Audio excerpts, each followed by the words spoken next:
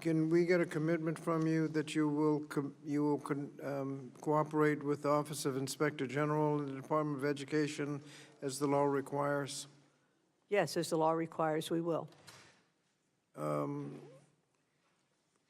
the budget, under the 2026 budget, a lot of workforce development programs are combined. When the dust settles, do we understand that there will be about a 33% cut in workforce development programs? We are looking at workforce development and wanting to make sure that it's treated fairly. You know, right now, the United States government is paying, well, taxpayers are footing the bill for about 75% of that, and we want to reverse that. We want the businesses or the universities to pay the 75%, and taxpayers would pay the 25%. So I think that's a better proposal for workforce development. Do I understand that to be a yes? It's about a 33% cut? I will get back to you if it's different than that. In the pending reconciliation bill, that's the one that has tax breaks for the wealthy and cuts in health care and Medicaid. CBO says at least 13 million people will lose their insurance. It's probably going to be more than that because changes were made in the bill. SNAP benefit cuts and access to college with cuts in student loans and Pell Grants. Does the 2026 budget cut Pell and work study on top of those cuts?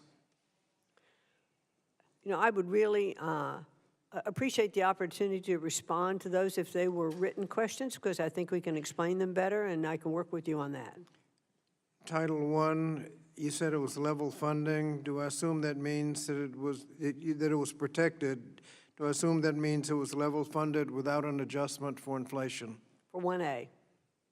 No adjustment for inflation? No, it's level funded. Okay. TRIO, you've said publicly that there were problems with evaluating the programs. Does the Department of Education now evaluates TRIO programs for effectiveness? We would like to be able to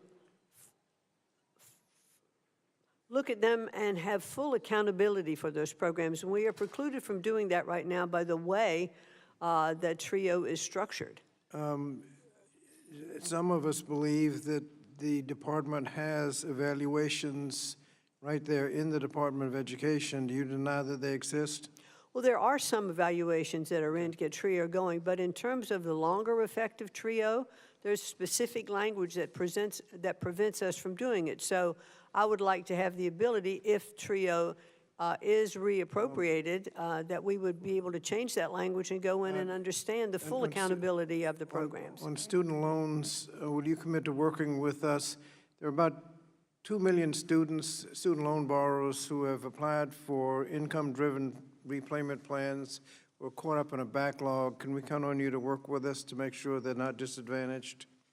We're working relative to all of those loans that are in default with several different programs for repayment, and we urge students who have borrowed money and are in default now to go to our... They're in a backlog, so you'll work with us to make sure they're not just caught up in that. I had a Title VI question, and that is that, is it true that the Office of Civil Rights investigates allegations of violations of Title VI? The Office of Civil Rights at the Department of Education, as yes, we do that. On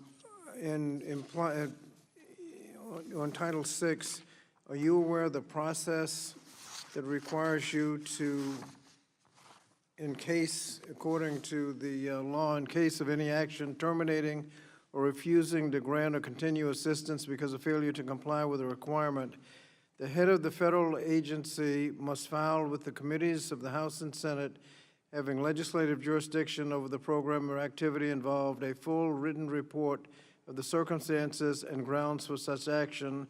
No such action shall become effective until 30 days have elapsed after the filing of such report. Do you know if the Department of Education has filed a report with this committee on any action you've taken? We may very well have done that. I'd like to get back to you just to assure you that my answer is correct. Is the gentleman's time has expired. Can I ask just one more quick question, and that is lack of viewpoint diversity a violation of Title VI?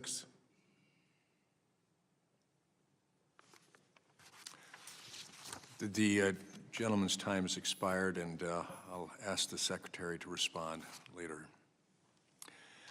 I now turn and recognize the long-suffering, ever-patient gentleman from Florida, Mr. Fine. Thank you, Mr. Chairman. You can see my fidgeting here. I guess it's new guy-itis, having to listen to a lot of these questions. Secretary McMahon, thank you for being here. It's a privilege to be able to ask you questions. I do want to save you one follow-up from the meeting. You don't have to meet with your accountant. The incremental tax benefit to you will be 0 because we're not lowering any rates.